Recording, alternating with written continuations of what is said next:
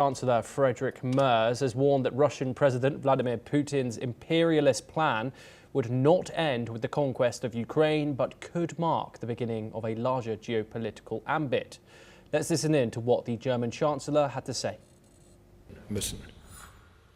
Und es deutet alles darauf hin, dass Putins imperialistischer Plan nicht mit der Eroberung der Ukraine enden würde, sondern damit erst beginnen würde.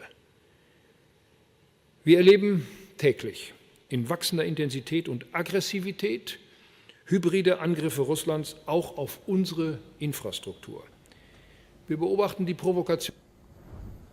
Speaking in Berlin, Merz also said the liberal world order is under pressure from multiple fronts, highlighting rising tensions between liberal democracies and an axis of autocracies.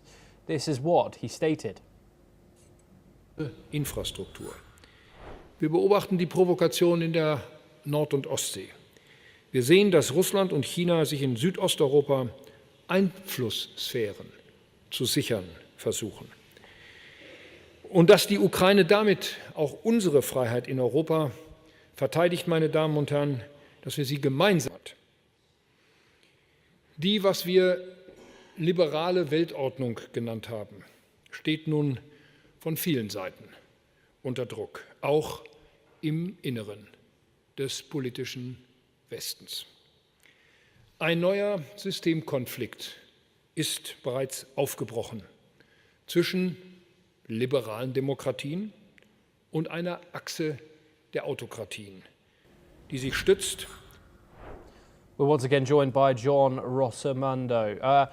John, Merz has said a few things there. He's warned, of course, of Vladimir Putin's quote-unquote imperialist plan. Do you think that's the right way to describe what Vladimir Putin is doing? And also, of course, he's highlighted rising tensions between what he calls liberal democracies and an axis of autocracies. Who is he referring to in these statements? Well, first of all, he's absolutely correct about Putin's designs. You know, Putin desires to rebuild the old Russian Empire and to have Eastern Europe in his sphere of influence. But, you know, I think that as the Russian army has shown in Ukraine is, you know, a lack of competency in terms of logistics and what it would need to do in order to, you know, effectively combat against NATO.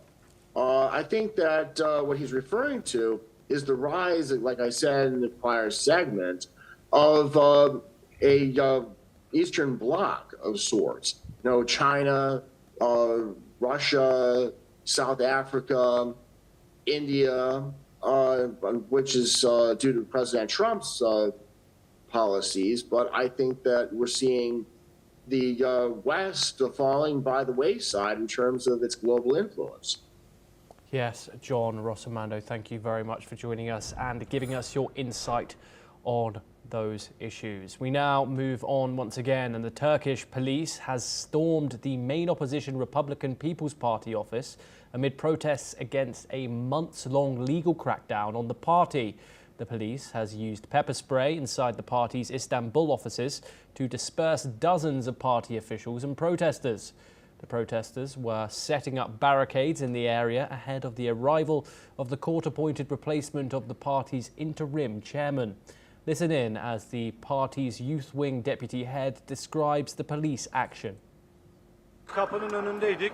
Polisler biber gazı sıktılar. Yaşlıca partililerimiz vardı. Onları binanın içine aldık. Diğer katlara, üst katlara çıkardık. This comes as a court had ordered the removal of the party's Istanbul provincial head over alleged irregularities in a 2023 Congress and appointed a replacement. Let's listen in to what party members think about this court's decision. Halkın iradesine karşı, kayyumlara karşı buradayım.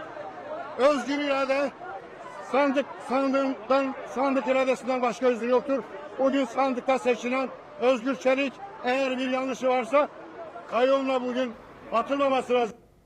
The party had earlier called on citizens and residents of Istanbul to gather after police set up barricades in areas around its headquarters. Well, that is all that we have time for, but we will continue